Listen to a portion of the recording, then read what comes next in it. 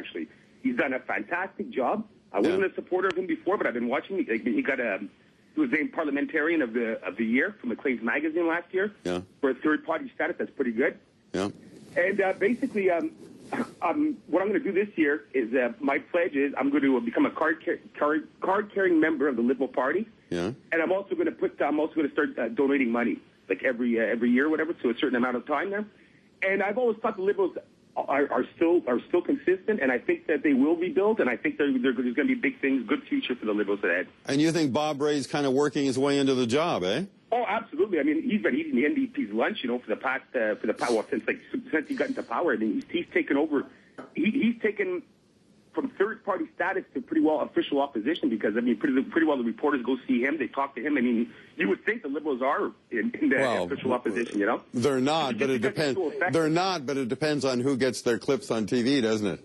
Exactly, and because of his effectiveness, I think he's been doing a great job. Yeah. And you know, as right now, like, you know, maybe he can go for it. If he wins, he wins, and then eventually a younger guy will come step up and I think I see a good positive future for the Liberals. And I think that the last defeat was more of the Orange Crush, you know, the Jack Layton thing. Yeah. I think it was more that than people really putting aside the Liberals. It had more to do with that. And I know that I live in Ontario, and one reason the Conservatives did get in is because a lot of blue Liberals end up voting for the Conservatives to stop Bob Rae from forming government. So there was a lot at play. It wasn't really, I don't really think it was people like, oh, we hate the Liberals and we want to get him out. It was more, you know, stuff happens sometimes. It's the way the cookie crumbles, you know? Yes, okay. Thanks, Dino, very, very much. Dino's starting to think that Bob Rae would be a good leader. I mean, I guess that's the beauty of politics as it's played, day by day, week by week. People get an opportunity to witness the people they've elected and see how they're doing in their jobs, right? Exactly, yeah. There wouldn't be anything, age really doesn't in itself have much to do, does it, with who would be ultimately elected the leader of the party? Could be young, could be old. Does it really matter? I believe it matters to the extent that people vote for it. But that's up to members to decide at the time. Yeah, you got to win, right? Yeah, you got to win. Yeah. And so the members, I have a trust in our democracy that people tend to choose the right person for the times. And so I put my faith in that. Yeah. All right. Here's Gary calling from Oshawa. Gary, what do you think?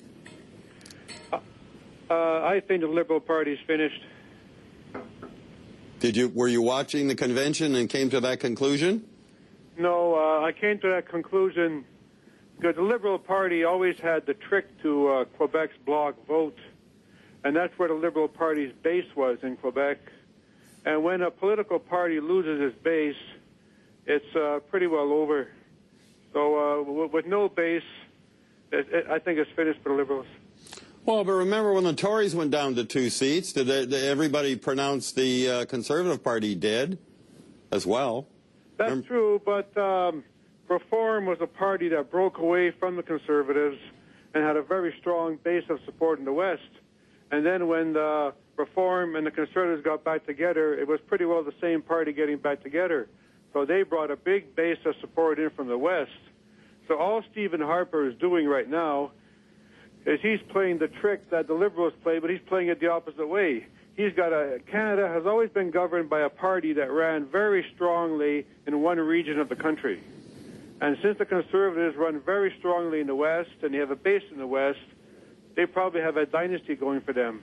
And since the Liberal Party lost their base in Quebec and no longer have the trick to Quebec's bloc vote, it's probably over. It's going to be very, very hard for them to get it back. Okay. All right, thanks very much for raising that point. What do you think of what Gary's saying? Well, see, when I joined the Liberal Party, I joined it because it said that we are a national party that represents Canada from coast to coast to coast, and they've tried to do that with all the programs they brought forward and all the things they believe in. And so when I joined it, it was the argument, even though I'm from Western Canada, I joined it because they said, no, we're a national party, and we're going to say the same thing in every region, and we're not going to play upon regional differences. Gary is quoting the philosophy that a lot of people do, that any party, even a national party, has to have a power base somewhere, and that's because the Liberal Party no longer has a power base in Quebec. That's why he's pronouncing the party on its way out. Yeah, but every election has had different regions voting different ways. I mean, you saw Brian Mulroney win by winning Quebec, which is a new region, a new power base. So it had nothing to do with tradition. It had to do with winning a new base. And so that's obviously and evidently possible with Jack Layton winning in Quebec. And the Liberals, they can win in other regions as well. All they have to do is make sure that they put the right message forward. Here's Larry calling from Fredericton in New Brunswick. Hi, Larry. Good afternoon. How are you folks today? We're just fine. What did you think? What are some of your impressions you'd like to share with us? Well, good. And speaking sort of from a non-partisan point of view, I'd basically like to make two comments. All right.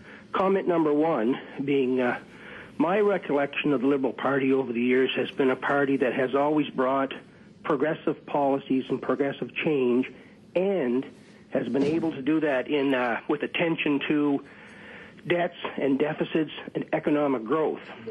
During the last election, specifically the platform, and even to date, I haven't heard the present Liberals actually address the issue of the economy, industry, economic growth in any substantive way.